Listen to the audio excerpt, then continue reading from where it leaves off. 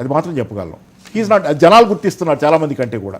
ఈ పై సూడో మేధావులు ఉన్నారే, సూడో మేధావులు వెనకేసుకొచ్చి తెలంగాణలో బీఆర్ఎస్ మీద దుమ్మెత్తిపోయటంలో పాత్ర పోషించిన సూడో మేధావులు కొన్ని మీడియా, సూడో మేధావులు మీడియా ఈరోజు వాళ్ళలో ఒక్కొక్కళ్ళు చేతులు దులుపుకుని పక్క వెళ్ళిపోతున్నారు. అయిపోయింది. ఎందుకంటే అయిపోవటం కాదు, భయం. మళ్ళీ దీనికి బాధ్యత వహించడానికి సిద్ధంగా లేరు. రేపటి నుంచి దీన్ని విమర్శిస్తారట. ఒకళ్ళు ఏం మాట్లాడతారు ఇక వీళ్ళల్లో, ఎవరైతే నిన్నటిదాకా 10 రోజుల క్రితం దాకా కేసీఆర్ గారిని గురించి విమర్శించిన వాళ్ళలో ఒకళ్ళు ఏమంటారంటే దాడి చేసి వెళ్ళిపోయారంట బీఆర్ఎస్ వాళ్ళు. అందుకనంట వాళ్ళ అదృష్టం వాళ్ళు వెళ్ళిపోవటం, ఇప్పుడు వాళ్ళ అదృష్టం వాళ్ళు పదవి ఓడిపోవటం. దురదృష్టవశాత్తు రేవంత్ రెడ్డి అలాంటి స్థానంలో వచ్చి పడ్డాడు. పాపం ఆయన దురదృష్టం.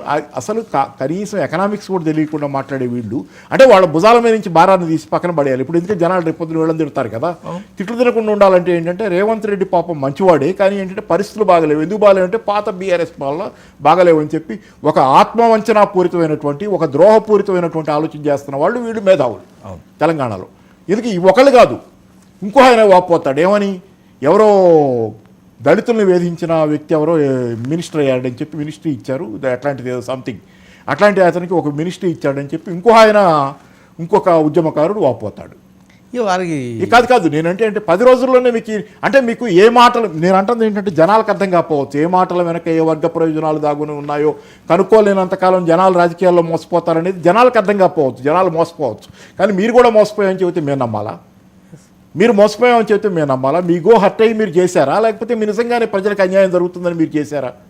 మిమ్మల్ని కేసీఆర్ గారు కలవలేదనే ఈగో హర్ట్ అయిందా, లేకపోతే నిజంగానే మీరు ప్రజలకు బాధపడుతున్నారని చేశారా? ఎవరిని ముంచారు? అందుకని ఏంటంటే ఈ పూర్తిగా తప్పు. ఏ మాటల వెనక ఏ వర్గ ప్రయోజనాలు దాగున్నాయి కనుక్కోలేనంత అజ్ఞానంలో ఈ మేధావులు ఉన్నారా? నష్టపోయింది ప్రజానికం. ఇక్కడ నష్టపోయింది ప్రజానికం కదా. సమ్ టైమ్స్ కొన్ని జరగచ్చు, మనకు ఒక్కొక్కరితో ఒక్కొక్కటి గ్యాప్ వస్తుంది. గ్యాప్ వస్తే ఆ గ్యాప్ మనం పరిష్కారం చేసుకోవాలి తప్పితే మన స్థాయిలో మొత్తం జనాలు మన మాట వింటున్నారు కదా అని తీసుకెళ్ళి ముంచేసేది మనకు హక్కు ఎక్కడ ఉంది? అంటే 10 రోజుల్లోనే మీకు ఇది అర్థమైందో కొత్తగా? అంటే ఈ మాత్రం అర్థం కాని వాళ్ళు మీరు ఎట్లా మేధావులు తెలంగాణకి? ఈ మాత్రం అర్థం కాని వాళ్ళు ఇన్నాళ్ళు ఏం జరగబోతుందో ఏం జరుగుతుందో ఈ మాత్రం తెలియని వాళ్ళు మీరు మేధావులా కావాలని చేస్తున్నారు ఇదంతా? కేవలం కేసీఆర్ ఫ్యామిలీ వారి మీద ఉన్న దాంతోనే చెప్పారు ఇదే మేధావి, ఇదే మీరు అంటున్న సూడో మేధావులు ఎవరైతే. సార్ ఎవరికి ఒకటి చెప్పనా, ఎవరికి ఏ కుటుంబ పాలన నచ్చదు, కానీ ఏది కుటుంబ పాలన కాకుండా ఉన్న పార్టీ చెప్పండి. ఉద్యమం చేసింది అదే కుటుంబం కదండి. కాదు ఉద్యమం చేసింది అదే కుటుంబం. పోనీ అలాగే అనుకుందాం, కానీ కుటుంబ పాలన లేని పార్టీ ఏది చెప్పండి ఈరోజు? ప్రత్యేకంగా అలాంటిది ఒకటి ప్రత్యేకమైనటువంటి విశిష్టమైన ప్రజానుకూలమైన పార్టీ ఇంకా దీనికంటే కూడా అనుకూలమైంది ఉంటే తెచ్చిపెట్టండి, మేము కూడా వస్తాం, దాంతో కలిసి వెళ్దాం. కేసీఆర్ గారి కంటే టీఆర్ఎస్ కంటే మెరుగైంది ఇంకో ప్రత్యామ్నాయం వచ్చిన రోజు అందరం కలిసి దాన్ని అక్కడ ప్రతిష్ఠిద్దాం పదవిలో. కానీ దానికంటే నేను చాలా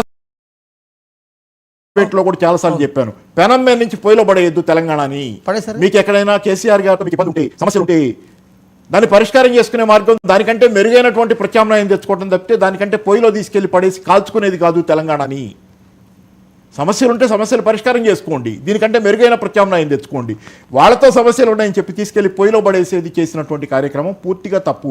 ఎందుకంటే నేను తొందరపడి మాట్లాడుతున్నానని ఎవరైనా అనుకోవచ్చు. అధికారంలోకి వచ్చి 15 రోజులు ఇప్పుడు ఆల్రెడీ బిగిన్ అయింది. ఇక్కడ కాదు, కళ్ళాల్లో ధాన్యం పెట్టుకున్న రైతు దగ్గర నుంచి ఈ రోజు దరఖాస్తుల కోసం క్యూలో వస్తున్నటువంటి